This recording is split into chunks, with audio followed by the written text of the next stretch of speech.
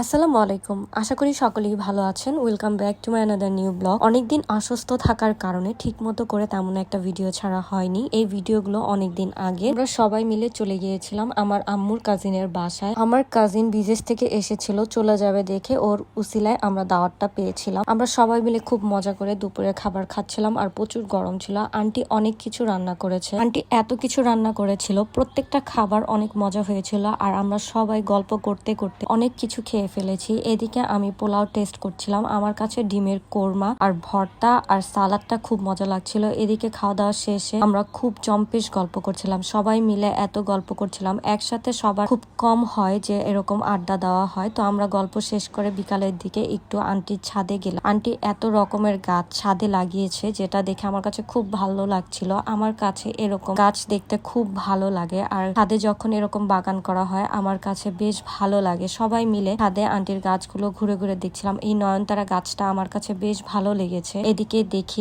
Aunty সুন্দর dragon ফল হয়েছে আন্টির গাছে, আমার কাছে বেশ ভালো লাগলো এরকম গাছে ফল ধরতে দেখলে। আর নিজের লাগানো গাছে যদি এরকম ফল হয় আর ফুল হয় তাই তো বলার বাইরে। আন্টির প্রত্যেকটা বাগানের গাছে সুন্দর করে ফল এসেছে। মাশাআল্লাহ, গাছের প্রত্যেকটা জিনিস এত সুন্দর করে ধরেছে, মাশাআল্লাহ বলার বাইরে। তো এদিকে দেখতে দেখতে দেখে আকাশ কিছুটা মেঘলা হয়ে এসেছে। এরকম ছাদের উপর থেকে মেঘলা আকাশ দেখতে আমার কাছে বেশ ভালো লাগে। এদিকে আন্টির একটা পোষা বিড়াল আমরা দেখলাম আমাদের কাছে চলে এসেছে। এটা আন্টি পালে। আমার কাছে এরকম কিউট বিড়াল দেখতে ভালো লাগে কিন্তু ভয়ও লাগে। এদিকে ছাদে আরো চারোদিকে অনেক গাছালি কচু সবকিছু আন্টির ছাদে পাওয়া যায়। তো আমি প্রত্যেকটা জায়গা ঘুরে ঘুরে আমার কাছে দেখতে ভাল লাগছিল, কারণ সবাই মিলে অনেক গল্প করছিলাম। এদিকে আমার বোনরা ছবি তুলছিল, এই ছোট পিচ্চি গুলো খেলা করছিল ঘুরে ঘুরে ছাদের গাছপালা। এদিকে আমি রাফাকে হাই দিচ্ছিলাম। ও এখন অস্ট্রেলিয়াতে চলে গিয়েছে, ওর জন্যই মূলত আমরা সবাই একসাথে হতে পেরেছি। তো আমি এদিকে সিঁড়ি বেয়ে উপরের ছাদের দিকে যাচ্ছিলাম। ওইখান থেকে